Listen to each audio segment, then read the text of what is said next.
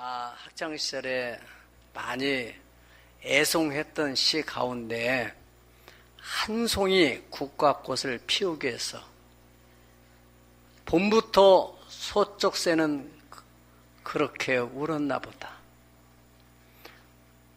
한 송이 국화꽃을 피우기 위해 천둥은 먹구름 속에서 또 그렇게 울었나 보다. 이게 서정주님의 시의 전반부 국화꽃 옆에서 그 내용은 꽃 한 송이를 피우기 위해서, 그 꽃은 가을에 피는 국화꽃이잖아요. 그런데 그 꽃 한 송이를 피우려고 봄서부터 소쩍새가 왜 저렇게 우는가 했더니 이 꽃 한 송이를 피우기 위해서 그렇게 울어댔구나. 그 여름에 막 천둥이 팡 치지를 못하고 먹구름 속에서 우르릉쿵 우르릉쿵 이렇게 했던 것도 역시 이 한 송이 국화꽃을 피는데 지장이 될까 봐서, 그래서 속으로 그렇게 울었나 보다. 제가 서정주 씨를 만나보진 않았지만 그 시의 의미가 바로 그런 의미가 아닐까 생각이 됩니다. 하찮은 이 꽃 한 송이를 피우는데도 이러한 그 소쩍새의 아픔의 울음, 또 천둥이 목구름 속에서 한번 소리를 지르고 싶지만은 지르지 못하는 그런 아픔, 그것을 잘 감내하는 중에 한 송이의 국화꽃을 활짝 피어내는 것처럼, 하물며 우리 인간 삶 현장 속에, 또 특별히 크리스찬들의 생애 속에 어떠한 하나님의 큰 영광이 드러나는 일이 일어난다면은 그저 그냥 쉽게 되지는 않는다 그 말이에요. 그런 뭔가 아픔, 고통, 그것이 지난 후에 그렇게 찬란하고 아름다운 역사가 이루어진다 하는 이야기입니다.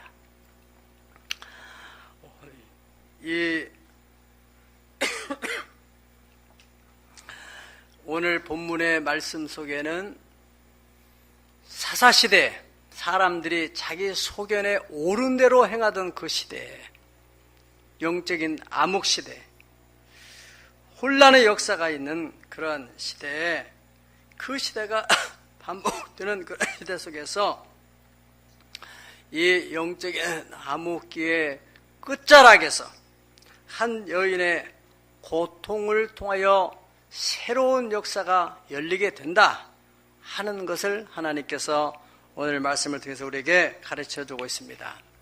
오늘 기록된 말씀대로 한나라는 여인은 에브라임 산지에서 사는 여인입니다. 신앙이 좀 돈독한 그런 가정의 집을 가서 거기서 아주 행복하게 살고 있었는데, 어찌된 일인지 애가 생기지 않아서 어쩔 수 없이 그 당시의 문화를 따라서 그 남편이 둘째 부인을 보게 됐어요. 그래 둘째 부인이 처음에는 본부인에 대해서 깍듯하게 형님 하더니 아기를 낳으면서부터 완전히 마음이 바뀌어가지고 자기가 주인 행세를 하게 된단 말이죠. 마치 아브라함의 부인 사라 대신에 하갈을 통해서 애를 낳게 하니까 그전까지는 주인님을 깍듯 섬기던 하갈이 아기를 가지면서 완전히 변심이 돼가지고 완전히 주인 행세를 하며 자기가 자기 원래의 주인을 종처럼 부르게 되는 그런 일처럼, 그런 역사가 여기에도 기록되어 있어요. 이 한나의 남편이었던 엘가나는 참 신앙도 돈독하고 인격적으로 훌륭한 사람이기 때문에 한나가 혹시나 아기를 낳지 못하는 것 때문에 이 마음에 부담이 있지 않을까, 이래서 특별히 배려를 하고 신경을 쓰고, 내가 당신을 향한 사랑의 마음은 여전히 변함이 없다 하는 것을 표현하기 위해서 이제 그들이 1년에 한 번씩 하나님의 전에 올라가서 제사를 드리면은 그 제사는 아마 화목제 제사입니다. 그러면은 그 제물을 함께 나누어 먹게 되는데 그 제물의 분깃을 이 엘가나가 자기 부인나 둘째 부인과 자녀들이 나눠주고 그리고 한나에게는 갑절을 줬다고 그랬어요. 많이 주면서 말을 하지 않더라도 그 갑절을 주는 그 마음 속에는 뭐가 있어요? 사랑. 내가 당신을 여전히 변함없이 이 분인나보다도 더 당신을 사랑하고 있다 하는 표시로 그렇게 많이 줬지만은 한나의 마음에는 그렇게 큰 위로가 되지 않았어요. 그 받는 것 이상으로 또 이 분인나라는 둘째 부인이 시기 질투가 일어나고 남편이 저렇게 자꾸 한나에 더 신경 쓰니까 이 여자가 막 그 한나를 향해서 막 그 눈총을 쏘고 애기도 낳지 못하는 주제에 막 그 더 사람을 감정을 막 긁어요. 그러니까 한나가 막 너무 속이 상해서 그래서 이제 어느 날은 결단을 하게 됩니다. 내가 언제까지 분인나한테 시달릴 게 아니라 하나님 앞에 가서 한번 결단의 기도를 해야 되겠다. 금식을 하면서 막 속에 쌓였던 그 아픈 감정을 다 토설하면서 하나님 앞에 하나님 그 애기 하나 좀 나한테 주면 안 됩니까? 그냥 누구나 낳는 애기를 왜 나만 못 나게 합니까 하나님? 누구나 다 먹고 살고 다 놀러 다니는데 왜 내가 이렇게 어려워서 살게 합니까 하나님? 그런 기도. 할렐루야. 그렇게 한나가 통곡을 하면서 기도하면서 막 그래도 안 되겠으니까 막 소원을 하는 거예요. 하나님 아들을 주시기만 하면은 내가 하겠다는 게 아닙니다. 하나님께 바로 드리겠습니다. 저도 아기를 낳을 수 있다는 것만 한번 보여주세요.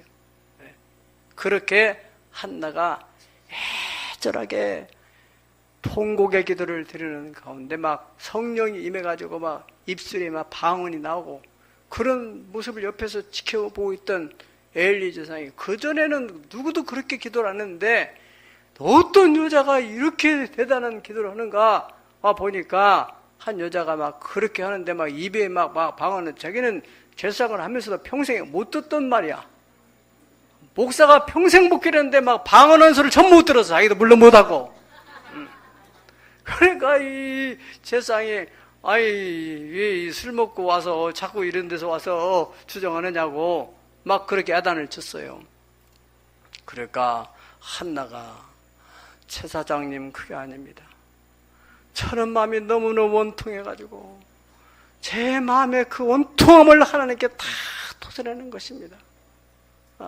제가 이렇게 지금 통곡의 기도를 드리는 것은 다른 것이 아니고 제가 아기를 낳고 싶어서 하나님 앞에 애를 달라고 그렇게 기도한 것이라고 그렇게 호소를 하니까 엘리 제사장이 뭐라고 했어요? 평안히 가라. 이스라엘의 하나님이 네게 기도한 것을 허락하시기를 원하노라. 아멘. 그 축복의 말씀을 다 믿음으로 받아들였어요. 그리고 한나가 뭐라고 했어요? 당신의 애종이 당신께 은혜 입기를 원하나이다 하고 가서 먹고 얼굴에 다시는 색이 없다는 거예요. 그건 뭡니까? 그걸 믿음으로 딱 받아들였다는 거예요. 이제 나는 아기를 낳을 수 있다. 이제 나는 이 고통에서 벗어날 수 있다. 오늘 이 말씀을 듣는 여러분 가운데서 성령께서 여러분의 마음속에 있는 고통을 만지심으로 이제 나는 이 고통에서 벗어날 수 있다 하는 믿음이 주어질 예수 이름으로 축복합니다. 그것이 바로 산제사입니다. 산예배가 되는 것입니다. 이렇게 돼서 이제 한나가 새로운 그 태문이 열리면서 아이를 낳게 됐어요. 그것이 사무엘입니다. 이 사무엘이 자라나면서 점점 자라나면서 하나님과 사람 앞에 더 은총을 받았다 그랬어요. 비범한 인물로 자랐다는 것입니다. 그러면서 이스라엘의 지도자로 다 드러났어요. 이 사무엘은 이 사람이라는 게 말이 중요하잖아요. 말을 그냥 아무 쓸데없이 하는 사람. 막 그저 그 말을 들어보면 사람이 그 사람의 격을 알 수 있어요. 인격. 어떤 언어를 사용하느냐, 또 그냥 어떤 감정으로 이게 말을 추스리지 못하느냐, 논리가 있느냐 없느냐, 뭐 이런 모든 것을 다 보면은 저 사람의 수준은 저거다. 이렇게 드러나는 거예요. 절대 실없는 말 하잖아요. 책임 있는 말. 그러니까 이 사무엘의 말은 하나도 땅에 떨어지지 않더라는 거예요.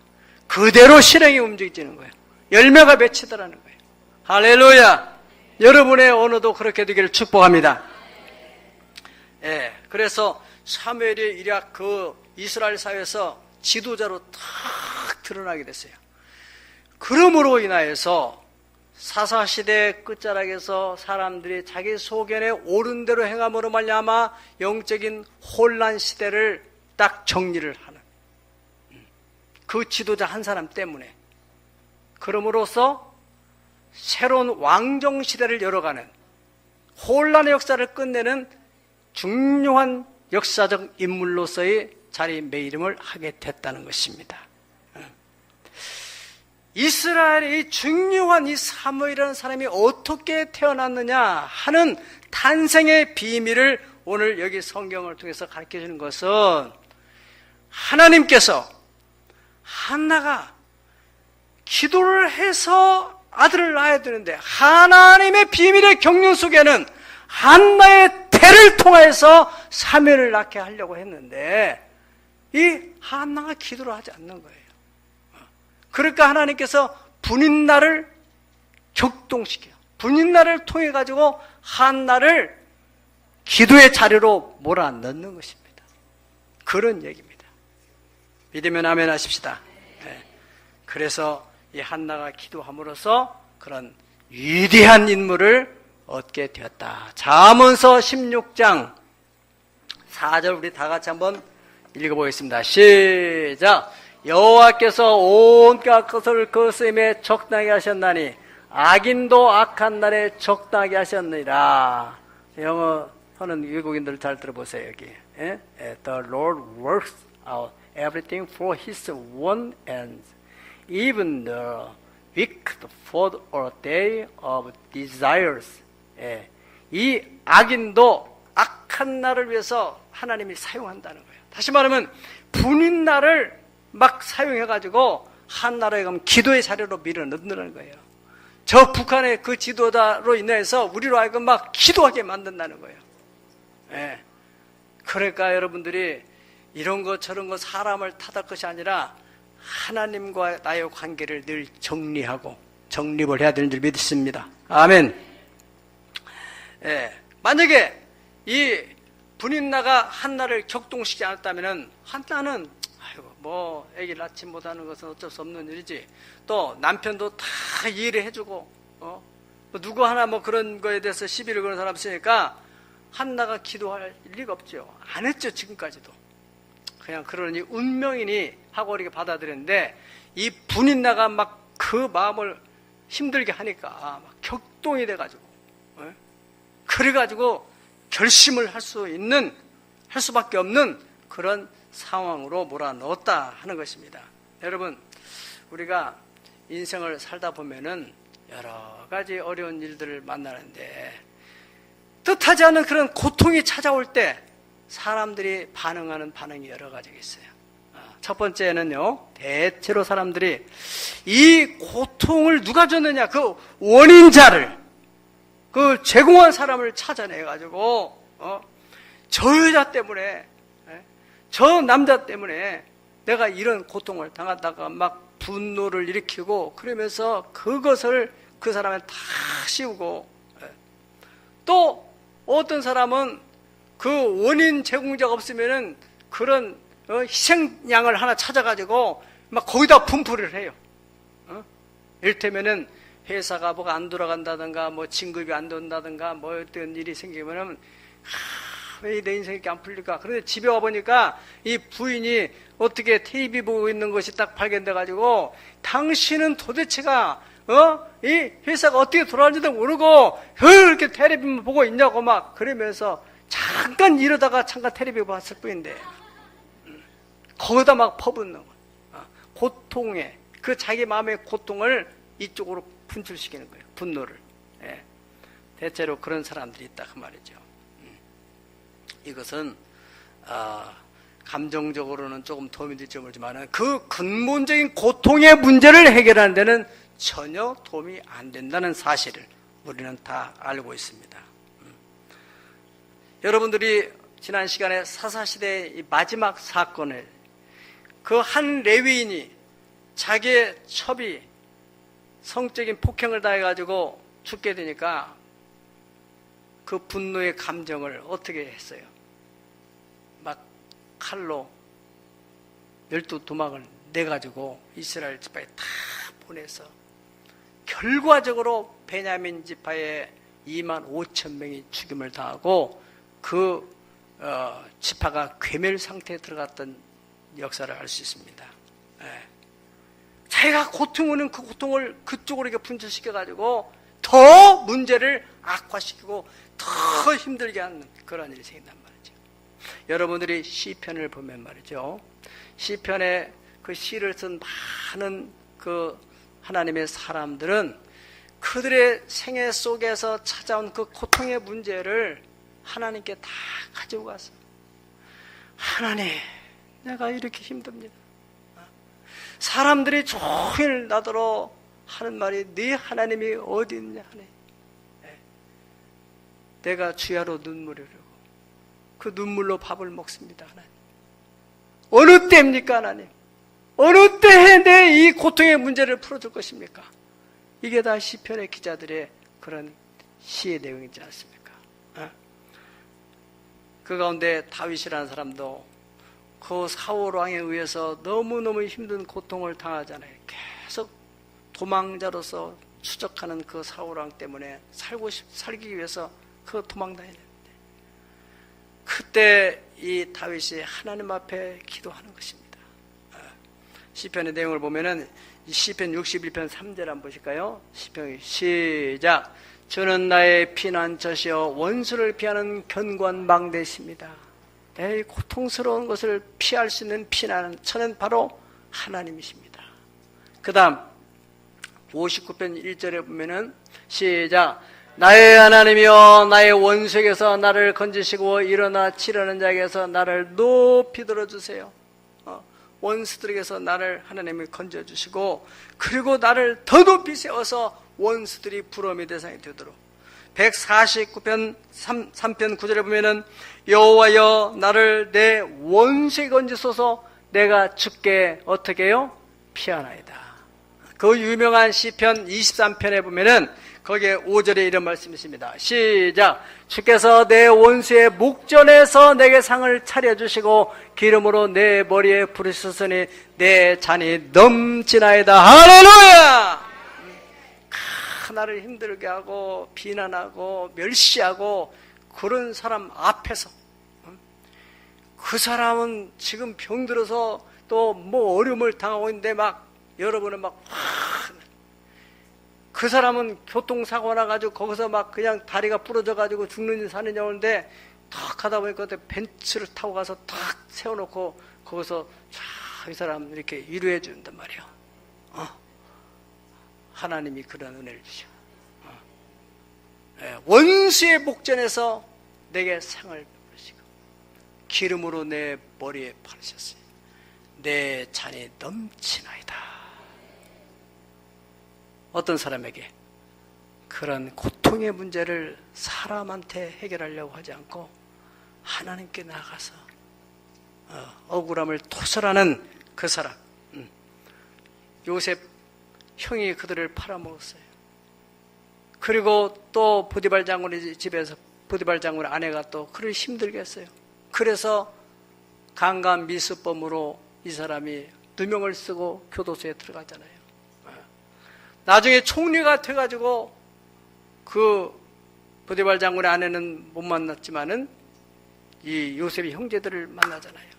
요셉 형제들은 그야말로 요셉이 국무총리라는 사실을 확인하는 순간에 이제는 죽었다, 쥐구멍이라 찾아 들어가고 보는 그런 심정이었어요. 양식을 사러 왔다가는 그분이 신분이 자기 옛날에 동생이요, 자기가 팔아먹었던 사람이요, 국무총리가 됐다는 사실 앞에서 이 사람들 얼마나 두려워합니까? 그때 창세기 45장 7절 8절에는 요셉이 그 형제들에게 두려워하지 마세요. 하나님이 당신과 나와 우리 가족을 구원하기 위해서 나를 앞서 보냈습니다. 그러니까 나를 이곳에 판 사람들은 당신이 아니요 하나님이 나를 보내셨습니다. 할렐루야.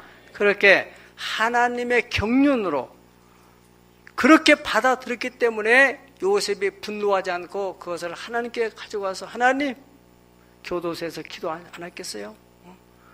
내 인생은 왜 이렇게 힘듭니까 하나님?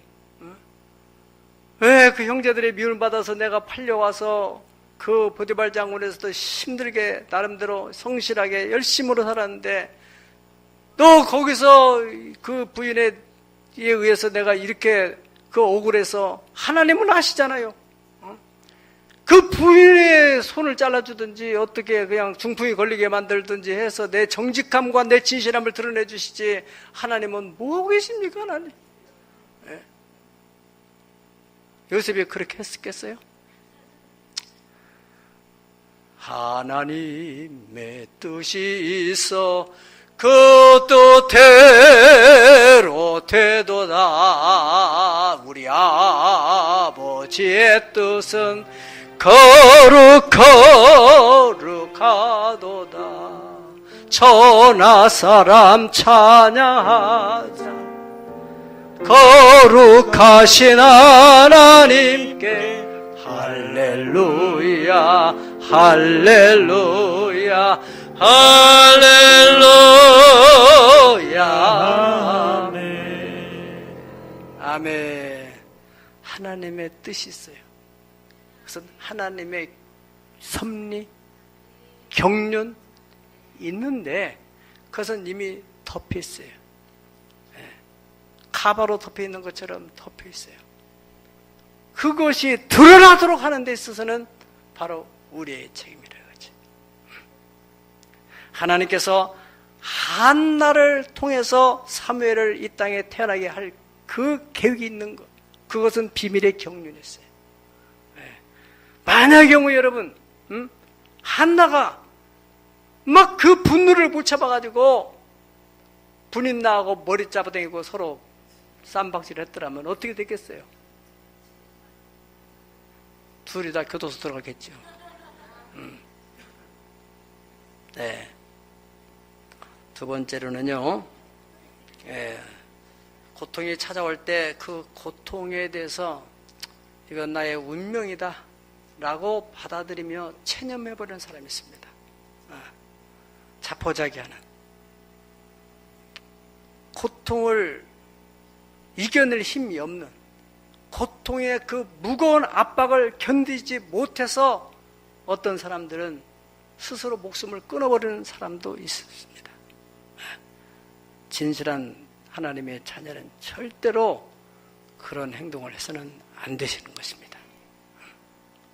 하나님께 가져가서 기도할 뿐 아니라 하나님의 말씀을 붙들고 같이 합니다. 현재 내가 당하는 고난은 장차 나타날 영광과 좋게 비교할 수 없도다. 아멘. 한 번 더 시작.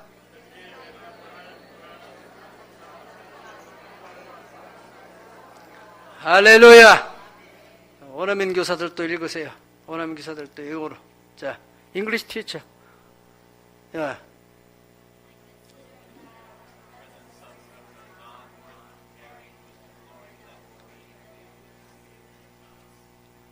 Believe?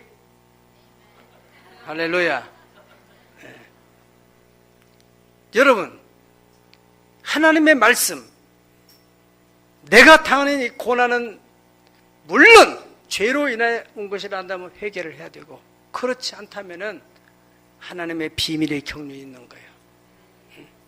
장차 나타나는 영광이 있다, 그렇게 믿고, 그리고 바로 이어서 28절에 보면은 하나님을 사랑하고 그 뜻대로 부르심을 입은 사람들에게는 모든 거, 억울한 거, 힘든 거, 또 답답한 거, 이거 다 합해가지고 선을 이루느니라. 할렐루야.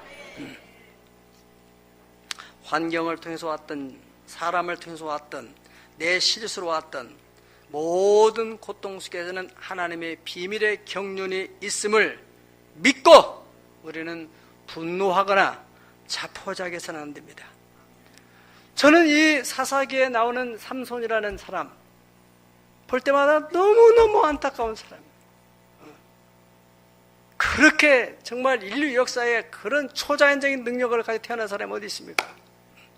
그래서 이 사람에 대해서 참 잊고 싶지 않은, 그런데 딱 한 가지 삼손에게 마음에 드는 게 있어요. 그가 이렇게 나쁜 짓을 하고 뭐 이렇게 해서 막 자기의 그 알려서는 안 될 그 마지막 비밀을 다 두설해가지고 결국에는 블레셋에 끌려가가지고 두 눈이 뽑혀가지고 그냥 완전 노예가 되고 조롱거리가 되어서 다곤 신전, 블레셋에서 다곤 신전에 그 기둥에 묶여가지고 두 손이 이렇게 있는 상태. 이제 삼손은 여기서 내가 참 내 인생이 이렇게 죽는구나, 이렇게 자포자기하고, 그래, 이것이 내 운명이란다면 이렇게 살다 가야지 이제. 분명히 자기가 잘못한 거 알기 때문에 체념하고 자기를 비관하고 그냥 자포자기 할 수 있겠죠. 그냥 될 대로 되라. 그런데 삼손은 그 마지막 순간에 하나님께 기도하는 거예요. 그 내용을 한번 보실까요? 우리 다 같이 사사기 16장 28절 시작. 삼손이 여호와께 부르짖어 이르되 저 여호와여 구하옵나니 나를 생각하옵소서. 하나님이여 구하옵나니 이번만 나를 강하게 하사 나의 두 눈을 뺀 블레 사람에게 원수를 단번에 갚게 하옵소서 하고, 삼손이 집을 버틴 두 기둥 가운데 하나는 왼손으로 하나는 오른손으로 끼어 의지하고 삼손이 이르되 블레 사람과 함께 죽기를 원하노라 하고 힘을 다하여 몸을 굽히매 그 집이 곧 무너져 그 안에 있는 모든 방백들과 온 백성에 덮이니 삼손이 죽을 때 죽인 자가 살았을 때 죽인 자보다 더욱 많았더라. 아멘. 평생에 죽인 사람보다는 마지막 죽는 순간에 가장 많은 블레 사람들을 죽였다는 겁니다. 어떻게 했어요? 마지막까지 좌절하지 않고 두 눈이 뽑혀있는 그런 상황에서 절망하지 않고 하나님 앞에서 하나님의 긍휼과 자비와 그 능력을 힘입고, 내가 비록 잘못해서 이랬다 할지라도 한 번만 하나님 내게 긍휼을 베풀어 주시옵소서, 그런 기도를 해요. 이렇게 삼손이라는 사람이 히브리서 11장에 12절에 가면은 이 사람이 믿음의 거장으로 등장을 하게 됩니다. 이런 마지막 믿음을 인정한 것 같습니다. 그럼 우리는 어떤 고통을 당하든지 하나님께서 생명을 거두시는 순간까지 좌절하거나 절망을 해서는 안 됩니다. 할렐루야. 최선을 다하시기를 예수의 이름으로 축원합니다. 마지막으로는요, 이 고통이 왔을 때 분노하거나 체념하지 않고 하나님께로 나아가는 것입니다. 하나님께 나가서 그 문제를 기도로 풀어내는 사람. 사도 바울은 복음을 전하다가 옥에 갇혔습니다. 그 옥중에서 아니 내가 죄를 지은 것도 아니고 복음을 전하는데, 그리고 내가 얼마나 할 일이 많은데 하나님이 왜 나를 이 옥에다가 가둬놓고 이렇게 힘들게 하실까? 답답하고 얼마나 힘들었겠어요. 거기서 사도 바울은 깨달았던 것이에요. 여기에 하나님의 비밀의 경륜이 있구나. 여러분, 에베소 3장 8절 9절 한번 보실까요? 시작. 이 작은 자보다 더 작은 나에게 이 은혜를 주신 것은 측량할 수 없는 그리스도의 풍성함을 이방인에 전하게 하시고 영원부터 만물을 창조하신 하나님 속에 감추어졌던 비밀의 경륜이 어떤 것을 드러내려 하심이니라. 아멘. 바쁘게 사역할 때는 몰랐었는데 교도소에 들어앉아서 가만히 하나님께 기도로 집중을 하던 가운데서 하나님의 비밀의 경륜을 깨닫게 돼요. 그래서 에베소 교회로 편지를 보내고 또 골로새 교회, 빌립보 교회, 그리고 한 개인 빌레몬에게 보내는 그 편지, 그 당시에는 그 자기가 감동 온 대로 써보냈는데 이게 하나님의 영감으로 충만해가지고 교회라는 것이 뭐냐, 어떤 것이 성경적 교회냐, 그리스도의 몸된 교회는 어떻게 되어야 되느냐 하는 것을 에베소에다가 다 담아냈어요. 그리스도는 어떤 분이냐? 골로새 교회. 신학적으로 에베소는 교회론, 골로새는 그리스도론, 기독론. 그 깊은 영감이 담겨 있어요. 만약에 사도 바울이 거기서 절망을 하고 왜 하나님 나를 여기다 가둬놓고 이게 뭐 하는 일입니까 도대체가? 체념하고 그냥 되는 대로 될 대로 하고 있더라면 이러한 진귀한 하나님의 말씀이 나올 수가 없었던 것이죠. 유명한 옥중서신에 이렇게 나왔습니다. 여러분, 하나님께서 이 한나의 그 고통을 통해서 한나가 기도할 수 있도록 분인나를 자극한 것이고 또 그 한나가 기도함으로 하나님께서 이 한나에게 길을 열어주시는데 특별히 한나에게 또 다른 우리가 배워야 할 점이 뭐냐면 그러한 상황, 지금 내가 너무나 속이 상해가지고 하나님께 기도를 하는데 여기에 대해서 가장 힘이 되어줘야 될 분이 바로 목사님이 아닙니까? 제사장이 아닙니까? 그런데 제사장이 나에 대해서 왜 술 먹고 여기 와서 술주정하냐고 하면은 얼마나 속이 상할 일이냔 말이에요. 나를 가장 이해해줘야 할 사람이. 그런데 내가 그런 것이 아니라고 내 지금 너무너무 온통한 마음을 하나님께 풀어놓은 거라고 하니까 제사장이 그때서 이해를 했어요. 그리고 하나님께서 내 억울한 소원, 네가 그렇게 바라는 그 자녀 꼭 여호와께서 허락하시기를 원하노라. 아멘 않는 사람 뭐예요? 한나가 마음이 삐뚤어져 가지고 아이고 입만 살아가지고 마음에도 없는 얘기 저렇게 하면 뭐야, 저게 마음에서 나오는 거예요. 정말로 믿음으로 하는 거예요. 이렇게 빈정댔더라면은 그게 되겠어요? 아이고 나는 이래저래 내 안 되는가 봐. 세상에 또 저런 목사를 만나가지고 내가 왜 이렇게. 한나는 그것을 믿음으로 받아들였답니다. 다 받아들고 얼굴에 수색이 싹 사라졌어요. 그 믿음으로 받아들인 그 마음 속에 하나님께서 역사하셔가지고 태음을 열으신 걸 믿으면 아멘 하시다. 비밀의 경륜이 드러나게 만드신 것이 위대한 인물이 한나의 태에서 나오게 만들으셨다는 것입니다. 우리는 진주 조개에 대해서 많은 얘기를 들었습니다. 진주 조개는 광물성 보석과는 달리 생명체가 만들어내는 보석입니다. 우리가 아시는 대로 어느 날 이 보석이 진주 조개가 바닷속에서 이렇게 활동을 하던 중에 모래가 들어온다 이거예요. 모래가 그 속살 속에 딱 들어왔을 때 얼마나 쓰리고 아프겠어요. 그래서 아프고 쓰려서 너무 힘들어서 못 견디고 그냥 이 생명 활동을 중단해버리면은 그 조개 속에는 속살이 어떻게 되겠어요? 썩어버립니다. 썩어가지고 나중에는 다 벌어져서 그냥 죽게 되는 것이죠. 근데 진주 조개는요, 다른 조개는 그저 목감당에다 썩지만은 진주 조개의 특성은 뭐냐면은 거기서 콘키오린이라고 하는 그런 단백질과 탄수, 칼륨을 뿜어내가지고, 그게 이제 그 몸에서 나오는 액체거든요. 진액. 그것을 막 뿜어내가지고 그 모래를 싸고 또 싸고 또 싸고 수백 겹을 싸가지고 거기서 나중에는 진주, 영롱한 진주가 탄생된다는 것입니다. 여러분, 그렇습니다.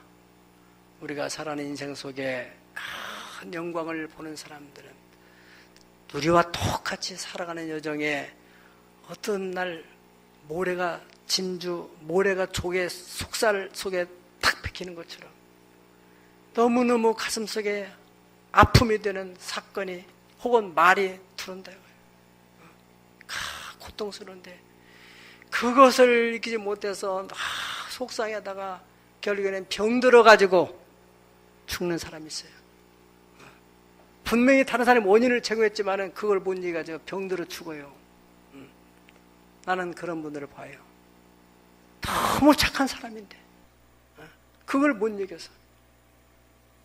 그런데 어떤 사람은 그것을 가슴에 품고 하나님께 나아가요.